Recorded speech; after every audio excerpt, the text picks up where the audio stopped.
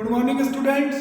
आज हम बात करते हैं सीपीसी सिविल प्रोसीजर कोड में सेक्शन 79, 80 एंड आर्डर रूल 27, जो कि मैंने आपको फर्स्ट लेक्चर जब लिया था सीपीसी का तो इम्पोर्टेंट टॉपिक में बताया था कि suit by against the government और public officers in their official capacity. सरकार के विरुद्ध वाद दायर करना या किसी लोक अधिकारी के विरुद्ध वाद दायर करना जबकि वो उस पद पे कार्य कर रहा है। ऑफिशियल कैपेसिटी, यदि लोक अधिकारी उसके पद पर उस हैसियत से कार्य कर रहा है तो, और सरकार के विरुद्ध यदि किसी व्यक्ति को वाद दायर करना है तो उसके लिए जो प्रोविजंस दिए हैं वो धारा में दिए गए 79 और 80 में, और आर्डर और रूल्स में दिए गए 27, आदेश 27, नियम 1, 2, 3, 4, 5। अब आप देखें ये सिंपल सी चीज होती क्या है। मीनिंग, यदि सेक्शन 79 सीपीसी में ये अकॉर्डिंग किया गया है कि यदि आपको सरकार के विरुद्ध दावा में आना है तो दो सरकार होती है, एक सेंट्रल गवर्नमेंट और एक स्टेट गवर्नमेंट। तो उसमें यह बताया गया है कि यदि आपको केंद्रीय सरकार के खिलाफ दावे में आना है तो आपको पार्टी बनानी होगी भारत संघ, जो कि है यूनियन स्टेट। और सेकंड में यह बताया गया है यदि आपको किसी राज्य के खिलाफ दावा लगाना है तो उस राज्य को आपको पार्टी बनाना होगा। For example MP, Chhattisgarh, Rajasthan, जो भी राज्य हो, सेक्शन 79 में ये डिफाइन किया गया है। सेकंड पॉइंट है नोटिस टू गवर्नमेंट, सरकार को सूचना देना। तो सेक्शन 80 में यह बताया गया है कि जब भी कोई बात केंद्रीय सरकार या राज्य सरकार के अगेंस्ट लाया जाता है तो उसके पहले प्रतिवादी के रूप में इनको सूचना दी जानी चाहिए। नंबर 2, आपको यह बात ध्यान रखना है कि ये सूचना तभी लीगल मानी जाएगी, वैध मानी जाएगी, जब वह लोक अधिकारी के पद पर उस हैसियत से कार्य कर रहा हो। यदि वह पब्लिक सर्वेंट के हिसाब से ही कार्य कर रहा है तो ही आप उसको नोटिस दोगे सरकार के अगेंस्ट, नहीं तो उस व्यक्ति को नोटिस नहीं दिया जाएगा। और नंबर 3 पे बताया गया है कि यदि आपके द्वारा दिया गया नोटिस वाद कारण उत्पन्न होने पर देना चाहिए, मतलब सफिशिएंट काज जो एराइज हुआ है उसी के आधार पर आपका नोटिस इशू होगा। यदि आपका कोई सफिशिएंट काज नहीं हुआ और प्री नोटिस आपने सरकार को दे दिया तो वो उसी समय खारिज मान लिया जाएगा। ये बात ध्यान रखना नोटिस टू गवर्नमेंट में। फिर आता है टर्म ऑफ नोटिस, सूचना की अवधि। मतलब ये भी एक सिंपल सी बात है कि आपको सूचना की अवधि क्या रखनी है। ऐसा नहीं कि आपने कभी भी सूचना उठाकर उनको नोटिस भेज दिया। तो आप हमेशा ध्यान रखना, जब भी आप किसी गवर्नमेंट के अगेंस्ट केस लगा रहे हैं तो केस के पहले जो नोटिस भेज रहे हैं उस नोटिस की जो लिमिटेशन है, टर्म्स है, वो है 2 मंथ, 2 माह। और ये क्वेश्चन CJADPO में बहुत बार पूछा जा चुका है, इसलिए अच्छे से ध्यान रखना कि किसी सरकार के खिलाफ यदि आप कोर्ट में जा रहे हैं, सूट फाइल कर रहे हैं तो उसको 2 माह पहले सूचना दी जाना आवश्यक है। मतलब सीधा सीधा साफ है कि 2 माह की अवधि व्यतीत होने के बाद ही आपको नोटिस का केस का फाइल करना पड़ेगा। इसमें एक केस भी है, केस में यह बताया गया है कि यदि सूचना पत्र की अवधि से पहले ही वाद दायर कर दिया गया है कोर्ट में तो कोर्ट द्वारा उस केस को खारिज कर दिया गया है। उनका स्पष्ट कहना है कि 2 माह निकल जाने के बाद ही आप सरकार के खिलाफ कोई एक्शन ले सकते हैं। 2 माह का समय एक उनको सोचने समझने के लिए दिया गया है, तो 2 माह ध्यान रखना, 2 मंथ्स। फिर आता है ऑब्जेक्ट ऑफ नोटिस, सूचना को भेजे जाने का उद्देश्य क्या है। तो सिंपल सा एक उद्देश्य ये है कि जो व्यर्थ की मुकदमेबाजी, कोर्ट में इतने सारे केसेस पेंडिंग है तो ये एक केस और हो जाएगा। तो उद्देश्य इसका सिर्फ इतना सा है कि आप सरकार को यदि सूचना दोगे तो उस 2 माह के टाइम पीरियड में हो सकता है वो आपसे एक सुलह कर ले, आपसे बातचीत कर ले, बातचीत से कोई हल निकल जाए और व्यर्थ की मुकदमेबाजी और समय और आना जाना ये दोनों का बच जाएगा। तो सिंपल सा उद्देश्य यही है कि आपस में एक राजीनामा हो जाए, एक सुलह का रास्ता निकल जाए जिससे कि दोनों पक्षों को कोर्ट में नहीं आना पड़े।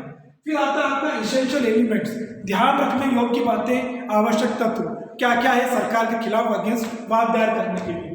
तो आर्डर 27 रूल का इसमें यूज हुआ है। Order 27 rule 1, return statement. Return statement जो मैं आपको पहले बता चुका हूँ, जवाब दावा। वादी जब अपना दावा फाइल करता है कोर्ट में तो रिटर्न स्टेटमेंट 30 डेज की लिमिट्स में प्रतिवादी को कोर्ट में पेश करना है। लेकिन इस डे को कोर्ट एक्सटेंड भी कर सकती है 90 डेज के लिए। यह भी बहुत बार पूछा जाता है एग्जाम्स में, OT में, कि जवाब दावा पेश करने की निम्नांकित अवधि क्या है, तो 30 डेज, लेकिन उसको कोर्ट कितने समय के लिए बढ़ा सकता है, तो वह है 90 डेज। तो रिटर्न स्टेटमेंट की जब बात आती है सरकार के खिलाफ, तो सरकार में यदि केंद्रीय सरकार की ओर से है तो यूनियन स्टेट, या यदि स्टेट की ओर से तो संबंधित स्टेट या उनका कोई अधिकारी, सरकारी अधिकारी रिटर्न स्टेटमेंट पर अपने साइन करेगा, उस पर हस्ताक्षर करेगा जवाब दावे पर। नंबर 2 बताया है प्रोसीडिंग्स ऑन नोटिस, मतलब कि यदि सूचना पत्र पे हमने सूचना पत्र की तामील कर दी गई है लेकिन सूचना उस लोक अधिकारी को प्राप्त नहीं हुई जिसके खिलाफ अगेंस्ट किया गया है, लेकिन उसके ऑफिस पर सूचना की तामील हो चुकी है, सूचना का उसको मालूम पड़ चुका है, तो कोर्ट ये मान के चलेगी कि संबंधित सूचना की तामील विधिवत रूप से करा दी गई। फिर article 27 rule 4 government agent. Government agent मतलब सरकारी अभिकर्ता, सरकारी वकील। जब कोर्ट में केस फाइल हो जाएगा, सूट फाइल हो गया, रिटर्न स्टेटमेंट हो गया, रिटर्न स्टेटमेंट के बाद जब आर्डर 27(4) में जो भी आदेशिकाएं या जो तामील है या जो भी नोटिस है वो लेने के लिए गवर्नमेंट लॉयर सरकार की ओर से अधिकृत होगा, जब कॉल होगा जब, और गवर्नमेंट की ओर से गवर्नमेंट लॉयर उसका अधिकर्ता भी माना जाएगा। फिर आर्डर 27 रूल 5 में फिक्स्ड डेट फॉर हियरिंग मतलब सुनवाई। अब जब रिटर्न स्टेटमेंट हो गया, सूट हो गया, इश्यूज हो गए, तो जो बाद में अगली तारीख तय करना है कोर्ट को, फिक्स्ड डेट। अब कोर्ट क्या करेगी, नेक्स्ट डेट तय करेगी, उसमें उनको गवाहों को बुलाएगी, गवाहों के स्टेटमेंट्स होंगे, उसके बाद दोनों पक्षों के, प्लेंटिफ के, डिफेंडेंट के, फिर फाइनल आर्गूमेंट, फिर जजमेंट। तो ये पूरा चीज ऐसे तय होती है गवर्नमेंट के खिलाफ अगेंस्ट केस करने में। अब एक चीज नहीं आती है कि जब हमने यहाँ बताया टर्म ऑफ नोटिस 2 मंथ्स, 2 माह की अवधि में नोटिस जरूरी है, लास्ट अपना टॉपिक आता है whether serving notice is essential, क्या सूचना पत्र देना आवश्यक। तो वैसे तो सेक्शन 80 सब क्लास 1 में ये बताया गया है कि किसी भी परिस्थिति में सूचना पत्र दिया ही जाएगा, लेकिन सेक्शन 80 सब क्लास 2 में यह भी डिफाइन किया गया है कि किसी किसी परिस्थिति में सूचना पत्र नहीं भी दिया जाए और डायरेक्ट यदि कोर्ट में फाइल कर दिया जाए सूट अगेंस्ट गवर्नमेंट तो भी वो वैलिड माना जाएगा। तो वो परिस्थिति कौन सी है, तो एक मात्र आपको ये बात ध्यान रखना है कि यदि किसी व्यक्ति को तात्कालिक अनुतोष की आवश्यकता है, तुरंत रिलीफ की आवश्यकता है, 2 माह का समय नहीं है, 2 माह में तो बहुत कुछ हो जाएगा, तो यदि तात्कालिक अनुतोष रिलीफ चाहिए तो वो बिना नोटिस दिए भी कोर्ट में डायरेक्ट केस फाइल कर सकता है। लेकिन तात्कालिक अनुतोष का मीनिंग क्या है, तो यह कोर्ट तय करेगा कि उस प्रकरण में वादी को तात्कालिक अनुतोष रिलीफ की तुरंत आवश्यकता थी या नहीं थी।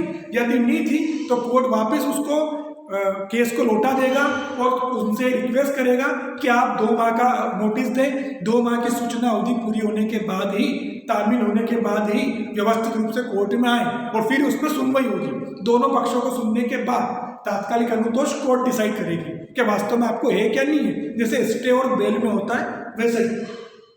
कंक्लूजन, निष्कर्ष, तो निष्कर्ष के रूप में हम ये कह सकते हैं कि केंद्रीय सरकार या राज्य सरकार किसी भी अगेंस्ट या पब्लिक सर्वेंट के खिलाफ केस में जाने से पहले उनको एक नोटिस इशू जरूरी किया जाना चाहिए, जिससे कि यदि बीच में सुलह का रास्ता आ सकता हो, राजीनामा कॉम्प्रोमाइज हो सकता हो, तो दोनों बैठकर आपस में कर ले, जिससे कि व्यर्थ मुकदमेबाजी से हमारा बचाव होगा और एक केस बिना कोर्ट में फाइल किए राजीनामे से खत्म हो जाएगा। तो ये सिंपल सा सेक्शन 79(80) इस धारा में बताई है अवधि, और आर्डर 27 रूल 145 में इसको फाइल करने का तरीका बताया पूरा कि कैसे कैसे स्टेप बाय स्टेप इसको फाइल करना है। तो जो मेन 2-3 चीजें ध्यान रखना है कि सेक्शन 79 में सेंट्रल गवर्नमेंट की ओर से यूनियन स्टेट पार्टी रहेगा, स्टेट की ओर से संबंधित स्टेट बॉडी। सेक्शन 80 में बताया 2 माह की सूचना दी जाना आवश्यक है, जो कि मोस्ट इंपॉर्टेंट। फिर क्या बताया, सूचना देना आवश्यक है तो नहीं है, लेकिन कब, जब उसे पीड़ित व्यक्ति को तात्कालिक अनुतोष तुरंत रिलीफ चाहिए तो नहीं। और फिर बताया इसेंशियल एलिमेंट्स आर्डर 27 रूल 145 और कंक्लूजन। एग्जाम इंपॉर्टेंट, बाकी सीजे और एडीपीओ के लिए इस सेक्शन को अच्छे से देखना है, इसमें से क्वेश्चंस बनते ही बनते।